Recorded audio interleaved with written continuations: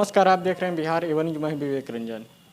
जैसा कि अभी देख रहे हैं दिल्ली बॉर्डर पर या हो उत्तर प्रदेश का हो या हरियाणा बॉर्डर पर जिस तरीके से किसान लोग कुछ कर रहे हैं, किसान बिल को लेकर जो 3 विधेयक जो संसद में पारित हुआ है उसको लेकर भी आज 8वां दिन है। ऐसे में आज जो भी केंद्रीय मंत्री लोग हैं वो आज वे किसानों को बैठक के लिए बुलाए हैं। तो ऐसे में बातचीत करने के लिए मेरे साथ एनसीपी के नेता हैं, उनसे बात करते इस तरीके से जो 3 कृषि बिल जो पास हुआ है संसद में, उस तरीके से कहा जा रहा है कि कृषि बिल वापस नहीं लेंगे सरकार कर रही है, लेकिन किसान अड़े हुए हैं, क्या कहिएगा?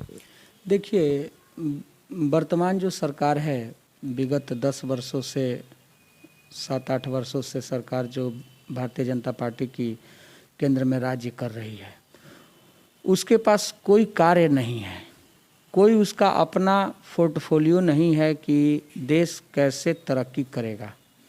सिर्फ प्रोपगंडा फैलाने का कार्य, धर्म से संबंधित मुद्दों को उछालना जिससे कि लोगों में आपसी मतभेद उत्पन्न हो, ऐसा कार्य वर्तमान केंद्र सरकार के द्वारा किया जा रहा है।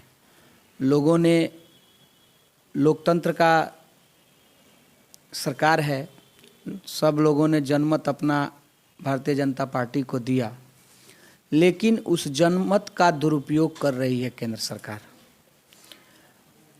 इससे पहले किसान बिल से पहले एनआरसी लाया, सीएए लाया, 3 तलाक का मुद्दा लाया। एनआरसी और सीए और 3 तलाक का मुद्दा है, उसमें भी कई जगह रोष प्रदर्शन हुआ, लेकिन वो बिल तो पास हो गया, बीच में कोरोना आ गया। तो क्या लग रहा है किसान जिस तरीके से दिल्ली कुछ कर रहे हैं लोग, तो क्या किसान पे कुछ सुनेंगे सरकार? देखिए, वही चीज़ मैं बोल रहा हूँ कि जो धर्म से संबंधित और देश के शांति को भंग करने का कार्य बीजेपी कर रही है। किसानों को बात ले लीजिए, किसान के लिए जो बिल लाई है, ये क्या इससे हमारे किसान आर्थिक की मजबूत हो पाएंगे? कभी नहीं हो पाएंगे, क्योंकि ये बिल तो ऑलरेडी किसानों को और ज़्यादा कमज़ोर करने के लिए इस बिल को लाया गया है। और हमारे किसान जो छोटे तबके भी किसान होंगे वो अपनी खेती नहीं कर पाएंगे, फसल नहीं उगा पाएंगे, स्वतः ही भूखमरी के शिकार होंगे। और हमारे किसान दिन प्रतिदिन धीरे धीरे और कमज़ोर होते चल जाएंगे। और देश का जो हमारा देश कृषि प्रधान देश है, कृषि पे सबसे ज़्यादा निर्भर है, उसको भी खराब करने का, बिगाड़ने का, तोड़ने का और कमज़ोर करने का कार्य हमारी केंद्र सरकार कर रही है। क्या है जो बिल आई है और जो संसद में पारित हुआ, जिस तरीके से आज बुलाया जा रहा है कि मंत्रिमंडल जो भी लोग हैं बैठक में किसानों लोगों को बुलाया जा रहा है कि किसान लोग अपना राय विचार रखें, तो राय विचार रखने से क्या विधेयक में कुछ संशोधन वगैरह होगी? देखिए, हमारे ऊपर के शीर्ष मंडल और विपक्ष सारे मुद्दों पे लगे हुए हैं कि ये बिल को वापस होना चाहिए। अगर आप वाकई में किसानों के हित की सुनते हैं, जानते हैं, समझते हैं और किसाने के दुख दर्द को समझते हैं, तो ये बिल वापस करना होगा।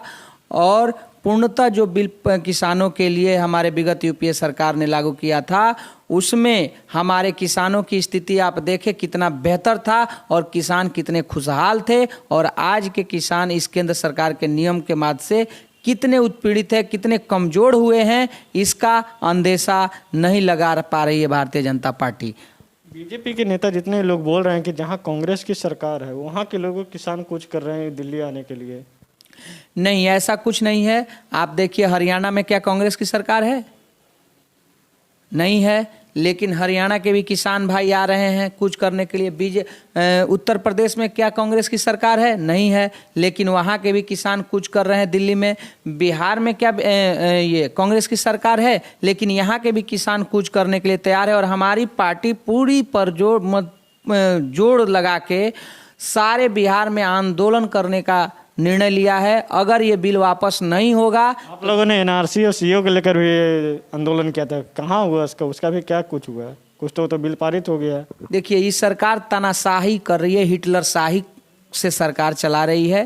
तो हिटलर शाही ज़्यादा दिन नहीं चलता है। आने वाले विगत लोकसभा चुनाव में इसका पूर्ण रूप से बहिष्कार होगा और पूरे देश से और लोकसभा से भारतीय जनता पार्टी को बाहर निकालने का कार्य हमारी पार्टी और हमारे जो भी विपक्ष के लोग हैं ये करेंगे और वही एक अगर देश को चलाना है तो मात्र यही एक पार्टी है जो कि किसानों के बिल के और अन्य मुद्दों पे, बेरोजगारी जैसे मुद्दे पे और किसानों के मुद्दे पे, महिला अधिकार के मुद्दे पर, बाल अधिकार के मुद्दे पे यही विपक्ष है जो कि संपूर्ण देश को संभाल सकती है और यही आगे लोगों को मार्ग दिशा दे सकती है, जिससे कि हमारे युवाओं का भविष्य, रोजगार और उद्योग, ये हर एक चीज़ होना चाहिए।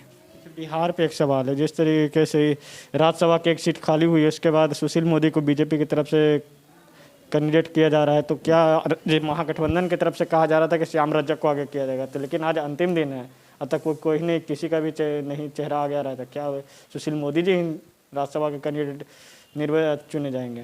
देखिए, हम यही चीज़ बोल रहे हैं कि बीजेपी, भारतीय जनता पार्टी अपने आप को बोलती है कि मैं दलितों का सम्मान करता हूं, दलितों के लिए मैं मरता हूं, लेकिन रामविलास पासवान जी का, स्वर्गीय रामविलास पासवान जी जो आदरणीय नेता, वरिष्ठ नेता रहे हैं और पूरे विश्व में लोकप्रिय नेता रहे हैं, और उनका सीट अगर किसी को देना ही था तो उनके समुदाय और दलित भाई जो भी उस लायक, उस पद के लायक हैं, उनको वो सीट मिलना चाहिए।